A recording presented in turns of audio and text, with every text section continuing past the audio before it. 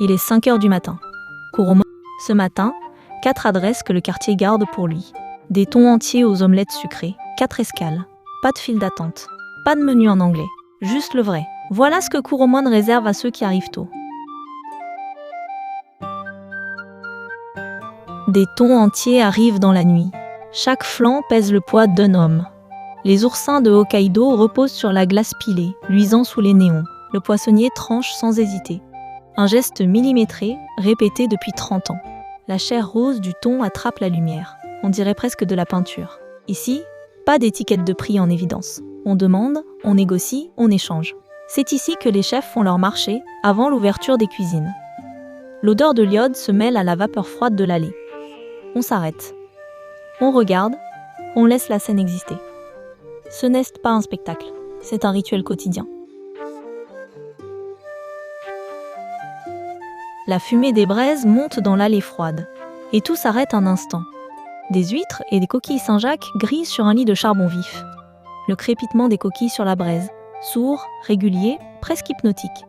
À manger debout dans la chaleur du feu, brochette encore tiède en main. Le jus d'huître s'échappe au premier coup de dent, salin, chaud, immédiat.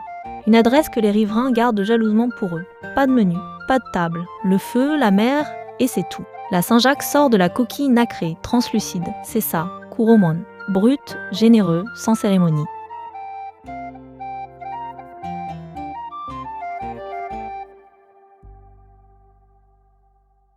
Un rouleau d'omelette dorée, coulant au cœur, la douceur à l'état pur. Le tamagoyaki se prépare dans des moules en cuivre vieux de 100 ans, à l'aube. La spatule tourne lentement. La pâte se roule en couches souples et brillantes, sucré et moelleux. Un équilibre que seule la patience permet d'obtenir. Les moules sont noircis de chaleur, polis par des décennies de gestes répétés.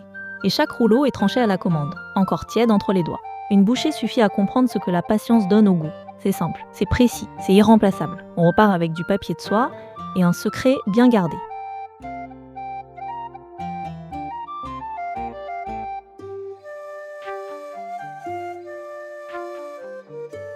Trois générations pour affiner un miso, une vie entière dans une cuillère. L'épicerie est étroite, sombre, chargée d'une odeur terreuse et lactée.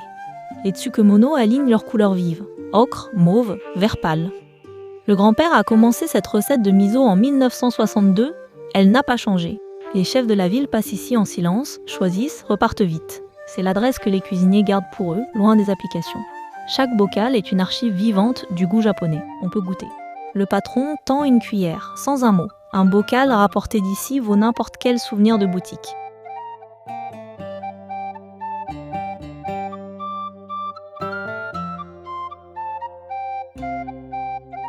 Pour vivre Kuromon dans sa vérité, il faut arriver entre 6 et 7 heures. Le marché est ouvert du lundi au samedi. Le dimanche, les étals se vident tôt. En métro, sortie Nipponbashi, ligne Senichimei, 10 minutes depuis Namba. Comptez 1000 à 2000 yens pour une dégustation complète sur place. Pas de sac à roulettes. Les allées sont étroites, serrées. Un sac en tissu dans la poche, c'est tout ce qu'il faut. Pour dormir au plus près de Kuromon, le secteur de Namba est idéal. Des ryokans discrets aux hôtels-boutiques, l'offre est large et accessible. Certains hôtels servent le petit déjeuner dès 5 heures. Le Dormi in Namba, ou le Cross Hotel, à 10 minutes à pied. Des chambres sobres, bien situées, l'essentiel, sans superflu. On rentre, on pose les achats, on sourit, et on recommence. Kuromon au petit matin,